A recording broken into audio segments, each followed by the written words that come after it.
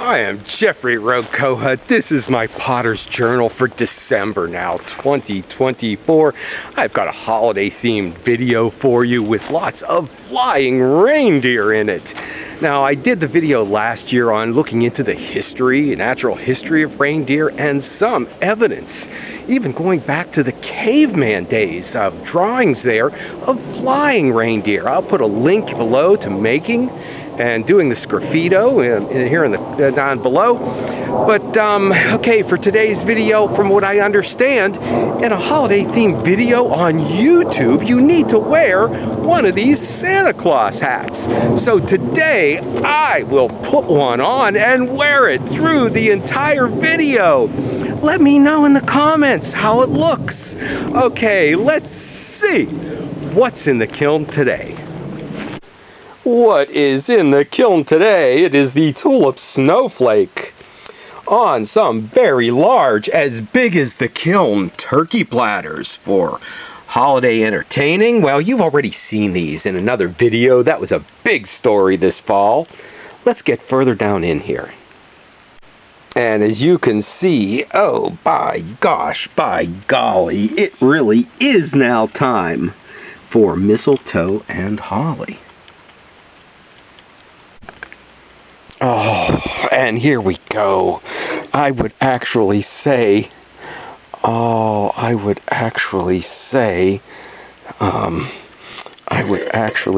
Dasher and Dancer and Prancer. Oh, Comet, Cupid. But my research was from real reindeer, and actually very primitive paintings found in caves with flying reindeer on them. So I'm not completely sure about that thing with them in the name story. I know that for fact that the Rudolph thing was made up by a department store. But look at this guy. I think he's my favorite. I think I want to keep one. I'm not sure I can. Last year they all disappeared. They all leaped over the moon and were gone, so I didn't get to keep one. Oh, and the Merry Xmas plates. I make, anywhere from 300 to 400 Christmas wreaths, so it's a Christmas tree farm. I see a lot of pine cones and evergreens, and here they are in a plate. And you know what, before we get any further in here, maybe I can find a few old one of these that I made decades past. Oh, here it is. It's redware. It is dated 1980 Kohut. And you know what? I measured. I think it's as big as the platter, that turkey platter on the top, except I didn't know how to bring this down at the time and make a platter in 1990. So it's more of a bowl. But, okay, here it is, if we can get the camera back far enough. Okay, Merry Christmas.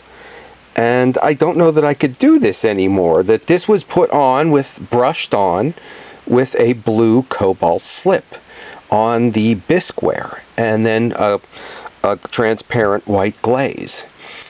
So there it is, Merry Christmas. And you know what? I did some washes. You can see here I did a light wash of cobalt, and then I did it thicker, outlining the pine cones, and a little bit thicker with the highlight on the berries. So, yeah, not the first time I've done something like this. And we've translated it from the cobalt brushwork to the Sgraffito. So, very fun, taking a look back and seeing how, okay, design may evolve. I think there might be, I don't know what else is in here yet. Let's get further in. Oh, here we go. You might notice I'm wearing a different shirt. It is now the next day. It's a busy time of year for me. I am making, Christmas green swags this year. I don't think we can get it back far enough in the picture. That might be my greens making, wreath making video for this year. But back to what's in the kiln today. Okay, yeah, here's where we left off, I think, with the flying reindeer. And the light is a little bit different today, but most of these have already flown off. That last year they sold one at a time, and this year somebody took a set of 4. So they are moving through. I will have to get Brutus some new squeaky toys for Christmas. I hear him out there. Okay, good. And I found one last. I've done quite well with the honey jars, and I found one last one. But also determined that they don't need that hole or spout. Some people might not want it. So I better put the last of these out, even though I haven't sold them. And, oh, here's something I tried. Putting no glaze on the inside, because it really looked kind of rough and rugged when you just glazed this part, obviously leaving that unglazed so it wouldn't stick on there. I've actually glazed the inside and set this on a kiln shelf with just this part unglazed, but I think I like this solution better, and it's the easier. So something new I might continue to try. So these are, it is, holiday baking time, so we've got a theme in this kiln load like we always do. You know what? Look how nice. It's just the sea mist from Standard Ceramics on here with a band of black. You don't really see the black on this one, but you see where I carved into it with my finger or a tool when I was going around there. And I put slip-trailed dots on there. So the glaze moved about where you did that stuff, and I didn't have to depend on the layering thing where if you don't get it right, so many people I see it just runs off the bottom of the pot for them. Okay, and our little shots this time of year. People like tastes of beverages of all kind. The grape and the sea mist. Okay, only a few of the grape. A novelty isn't a novelty if you do them all that way, but if you do a few. And still in the kitchen, little mini salt pigs. It's a salt cellar, technically. And, okay, I hear the plane going over. Lots of holiday travelers this time of year. I don't know what kind of clay that is. It has specks in it, so it might be a speck. The slip-trailed, the brushed on white, combed through, and then the little dotted with the squeegee thing. And this was a special order for some mixing bowls. And this kind of ran down over the squiggly there. But, yeah, it's the inside you see and you use on a mixing bowl, so very, very clean and uncluttered. Okay, good. I think I made about 4 of these for him to have a choice. Okay, so what do you put in these things? Maybe just some plain apple cider. I think, oh, wow, these did turn out nice with the squiggly bits in there. I think these might have been left over from the 400, and these are the ones that didn't get the medallion put on them, or were maybe oversized.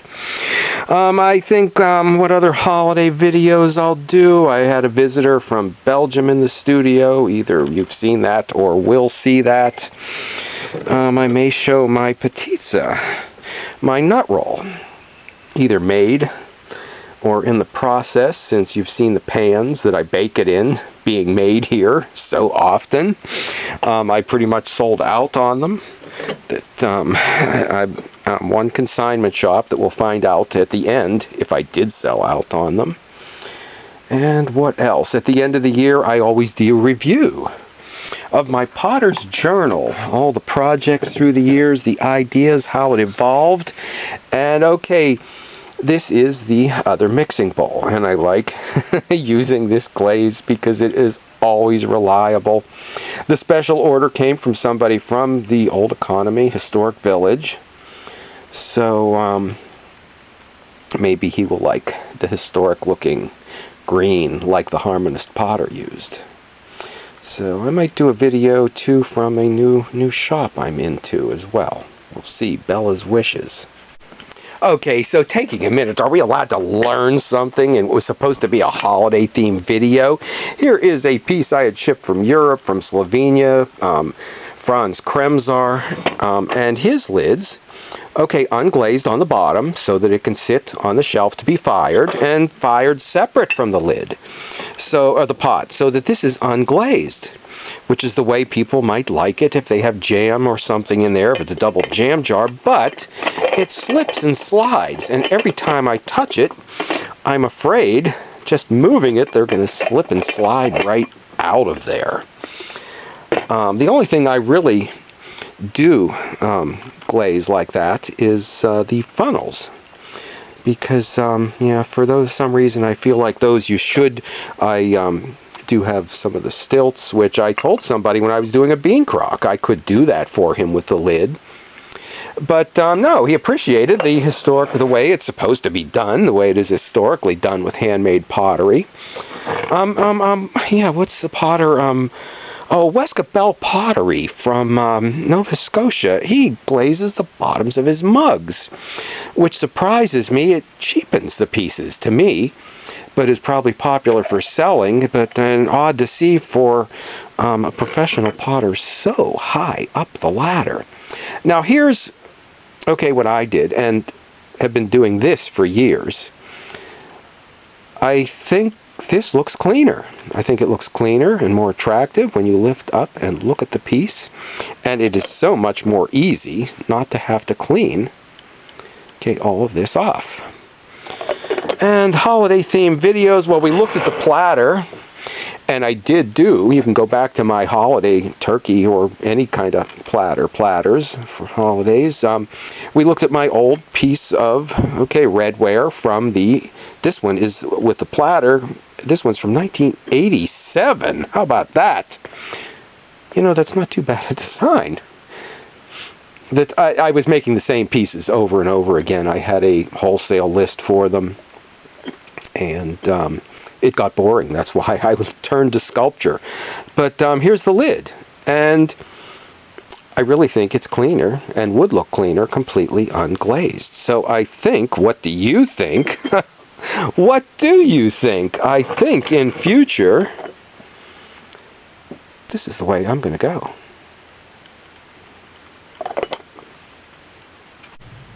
And here is a quick look at one more kiln opening, where I'm just got 2 mixing bowls out because I wanted to give someone who special ordered them 4 different choices for mixing up their holiday baking.